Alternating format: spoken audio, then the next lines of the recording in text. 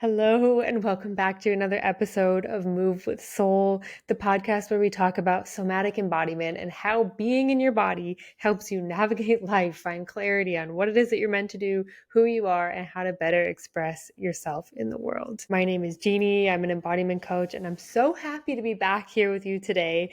Short programming note at the end of the episode. If you're interested, stay tuned. But for now, let's dive in. So these podcasts, each episode is typically based around a current astrological transit to help you better integrate the energy and use it in your own body, in your own life in a very practical way. You don't have to have any knowledge of astrology to benefit from listening to this. And if you're tuning in at a later date because the title has resonated with you, trust that. So at the time of recording 2 days ago, we had a powerhouse Virgo new moon at 0 degrees to kick off Virgo season, eclipse season. Like, this is a big deal. This is a big deal. And what it's asking you to really do is see what in your life, what in your daily day-to-day routine is not working. Virgo is the mind. It's the mind-body connection. Where in your life is your body asking you to do something differently? The superpower of Virgo is to be able to go into a particular system and just see exactly what needs to be improved, what needs to be streamlined, what's not working, what's got to go.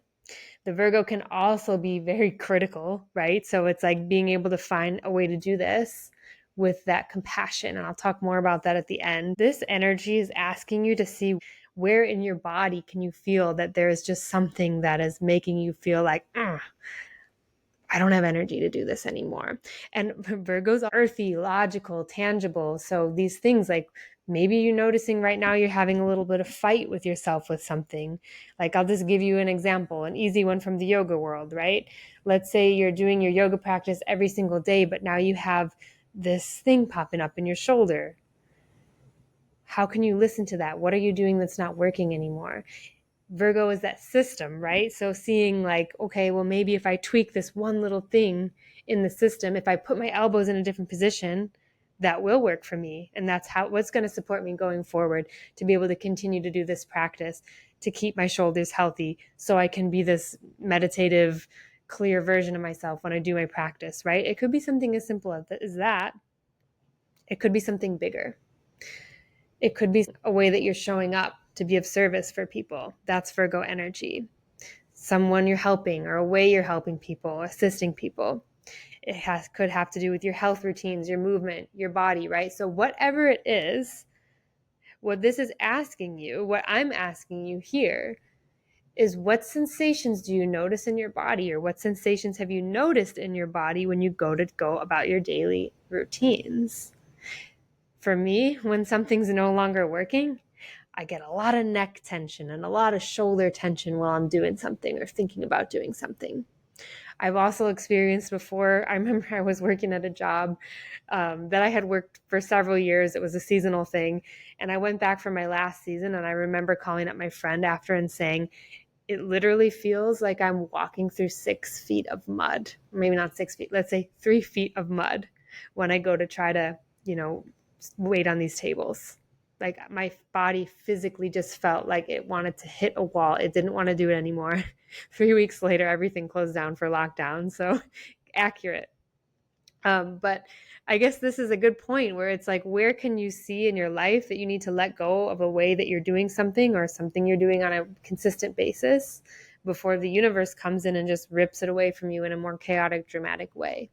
And sometimes that just happens, right? Sometimes that's what needs to happen.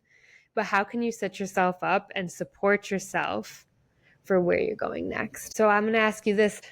Who are you becoming? Right? Because Virgo is the internal processes of your self-development, your inner workings. Libra, the next sign that you progress into, is how you share yourself with other people.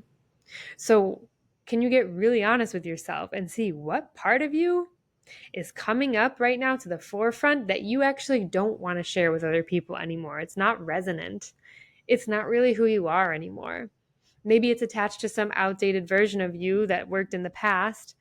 I just had an interview with someone here for the Trini Foundation that I help out with, where they said they used alcohol to cope with certain things that were happening in their young life. And it actually worked for them. They actually said, I might not even be here if it wasn't for that escape. But as he grew and evolved, he realized that that was not how he wanted to spend his energy. That's not working for him. So he went on his path to recovery. So who are you becoming? Where are you going? What version of yourself are you ready to share with others next and be seen as? And what do you need to let go of and no longer do anymore to become more of that version, more of your true self? And look to your body.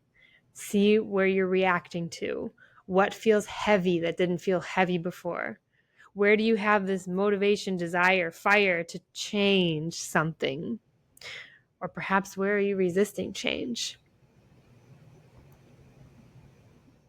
These are all things to sit with during this Virgo season. And as I said in the beginning, Virgo's gift is seeing what's wrong and critiquing. But it's a really fine line, and I know many of us are very good at this, of turning it into just criticism, just harsh, just nitpicking. So if you find yourself down that rabbit hole, always look to the opposite sign, the opposite direction. So opposite of Virgo, we have Pisces, compassionate, loving, kind of rose-colored glasses, the void, the space where these earthly things don't matter. Virgo is super earthy, like practical, tangible. Pisces is like, the formlessness of it. So bringing some of that energy to wash in when you start to get hyper critical with your systems, or if you do. I absolutely do.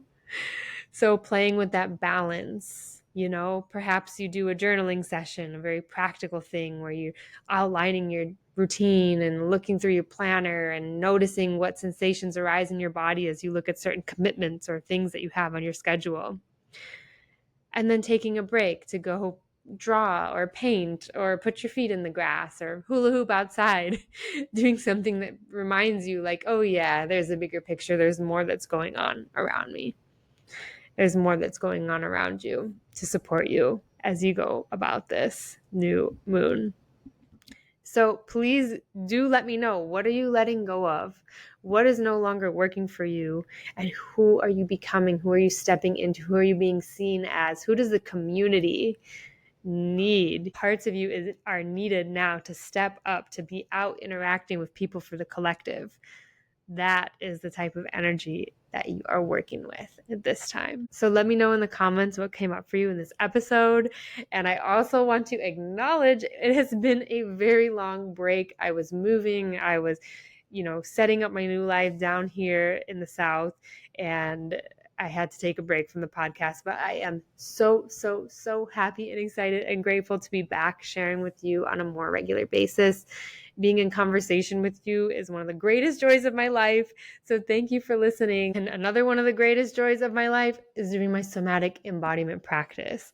Talk about routine, talk about something that I do on a daily basis that has completely transformed the way I'm able to speak, show up, serve my clients, be a better partner, be a better version of myself out in the world. And I recorded a brand new practice called Alive. It's a 7-minute practice to just tap you back into your sensual fire and that spark and joy of being alive. It's free. If you want to download it, try it out. Let me know how it goes. You can keep it in your back pocket for whenever you need that pick-me-up. Try it for a couple of days in a row and just watch your body and your spark for life transform. I'll leave that link down below as well, and I'll see you next week.